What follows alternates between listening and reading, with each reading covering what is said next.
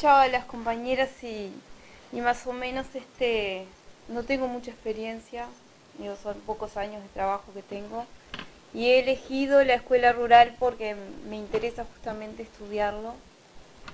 Me llegan escuelas urbanas, trabajé un año en una escuela urbana y después decidí que no era lo que me gustaba y a veces lo pienso así tipo como un apostolado, porque es como que realmente dedicamos tiempo y horas que están por fuera de las horas pagas. Pero pensando en lo que es la comunidad en sí, eh, creo que la escuela rural está pasando por una etapa de crisis, como toda la escuela pública, que se está tomando la educación como si fuera algo económico, meramente económico, números, como si los niños fueran números, o se está esperando resultados sin tener en cuenta justamente esas voces que no se escuchan. Cuando yo te escuchaba hablar de la culpa, digo, a veces si uno tiende me pasa a mí, digo, ay, es mi culpa, es mi responsabilidad, trato de hacer ruido, trato de llamar la atención, porque también hago eso. Digo, en las escuelas donde voy, digo, algo hay que hacer, que era más o menos lo que estaba planteando, lo que pensaba plantear ahora de ver cómo hacer ruido, cómo llamar la atención. Porque me pasa de ver de enfrentarme todos los días al aula multigrado que veo que tiene un gran potencial desde lo pedagógico, desde lo didáctico, donde fluyen los saberes de forma natural, como planteaba Alejandra, o sea, se da todo, es casi perfecto, diría, ¿no? Lo que es el aprendizaje y lo que es la enseñanza, y cómo aprende, cómo socializan, así sea uno o dos. Pero nosotros, en esa especie de culpa, es que nosotros somos los responsables en cierta forma de esa voz que no tienen esas comunidades. Esa comunidad no tienen voz hoy. Es que en general creo que los maestros estamos como que no se nos escucha. Y más esas comunidades. Y a veces nosotros desde la escuela somos a veces los responsables, ¿sí? De darle esa voz que esa comunidad no tiene. Por eso es que me parece a veces también, en cuanto a los nucleamientos, me parece un poco ilógico que se trate de sacar a alguien desde de su contexto, ¿no? Que era lo que planteabas tú.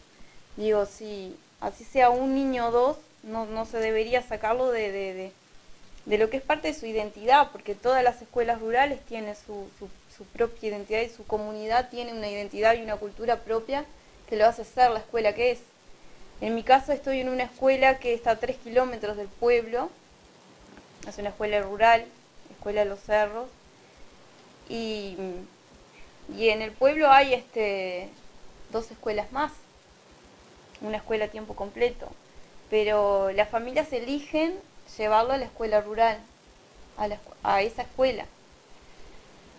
Y tienen la opción de no de hacer 3 kilómetros porque muchos tienen vehículos, tienen autos, o sea, van en moto, pero eligen estar ahí. Y eligen porque tienen ese sentido o esa pertenencia ya a ser ahí de los cerros. Si bien son todos de San Gregorio, pero es los cerros y el pueblo. Y a veces pienso, digo, ¿cómo sacarlos de eso? Es bastante, sería bastante ilógico o conflictivo para esos niños porque ya está, es parte de su cultura. Y pensaba en las posibles alternativas. Digo, ¿qué es lo que pasa con la escuela rural hoy? Y es lo que viene pasando desde lo que planteaba Julio Castro en el 64 y sigo viendo que es como que el mismo problema. Seguimos estando en el mismo problema y digo, ¿qué es lo que hace que hoy 2015 sigamos con las mismas problemáticas? Y creo que en parte es porque no porque necesitamos los docentes rurales llamar más la atención, de repente tener más instancias donde se haya más diálogo, donde salga más a la luz todo esto que están planteando, donde se hable, donde se trate de hacer cosas como por ejemplo los agrupamientos, que me parece que es algo que funciona bien, pero que eso se comente. Es que es como que todo el trabajo que hace el docente rural queda ahí en su comunidad, guardado y vamos trabajando en silencio, como la misma comunidad funciona, callados. Y ahí está el gran problema. Sigue el despoblamiento de la campaña, digo, también lo planteaban en el 64, de antes, y sigue existiendo. Y no es nuestra culpa, ¿no?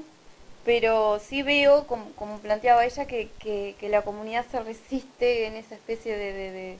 Es como que tienen como una creatividad cultural para inventar, resistirse, ¿no?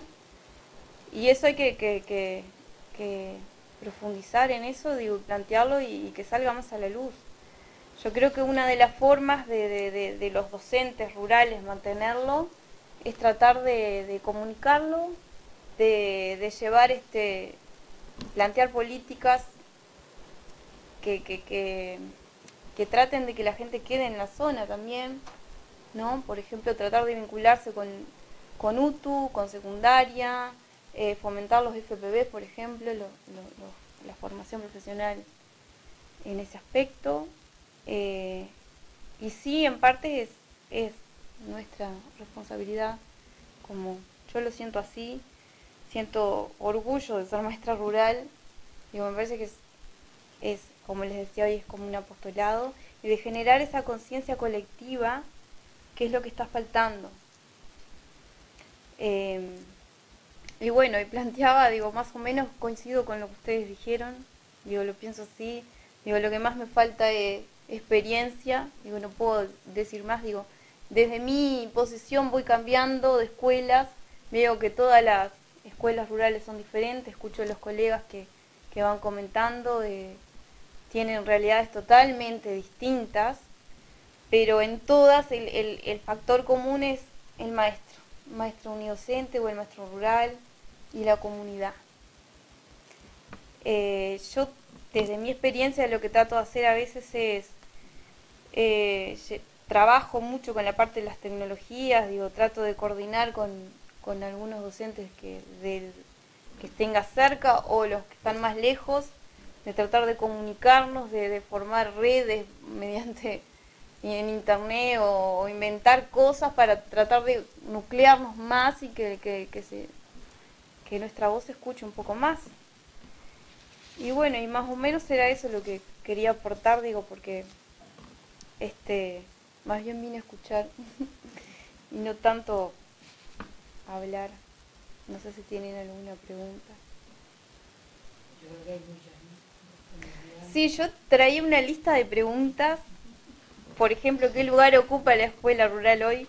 Todavía sigo tratando de entender porque es como que no logro entender cómo seguimos en la misma. No logro entender qué es lo que pasa, qué es lo que hace que desde que se planteaba, desde el 64, porque leía Julio Castro, cuando me plantearon esto, digo, yo me puse a leer, digo, bueno, a ver, ¿cómo encaro este tema, la escuela y la comunidad, el aprendizaje multigrado? ¿Qué es lo que pasó en todo este tiempo que estamos perdiendo como la voz, como estamos perdiendo la importancia, toda la escuela pública? Cada vez estamos yendo más a algo que es turbio porque no se sabe ni para dónde vamos. El niño está pasando a un tercer plano, porque es así. Tratamos de ver cómo hacemos para sostener la escuela, cómo hacemos para arreglar la escuela, cómo hacemos para que aprendan, cómo hacemos para usar las tecnologías, cómo hacemos para resistir todas las cosas que nos imponen, cómo manejamos el tema también, porque hay varios temas como cómo hacemos para pasar de clase, porque aparentemente el niño tiene que saber esto y si no sabe esto no puede pasar de clase y tiene que saber cosas que de repente para mi medio que están fuera del contexto, y veo que el techo es cada vez mayor para los gurises, que en realidad es lo que nos preocupa más, creo, ¿no? Entonces digo, bueno, ¿para dónde va la escuela rural hoy? Me preguntaba, ¿y para dónde va la escuela pública hoy? ¿Qué es lo que se pretende de los niños? ¿Qué está pasando con los derechos de los gurises? Digo, ¿por qué hay que sacarlos de su lugar? ¿Por qué hay que exigirle que sepan determinadas cosas y no pueden pasar de grado? por qué son números, por qué tenemos evaluaciones que no son acordes al medio rural. Digo, porque nosotros nos imponen hacer evaluaciones como las evaluaciones en línea, que las tenemos que hacer, las aplicamos y no se nos pregunta ni nada y no tienen a veces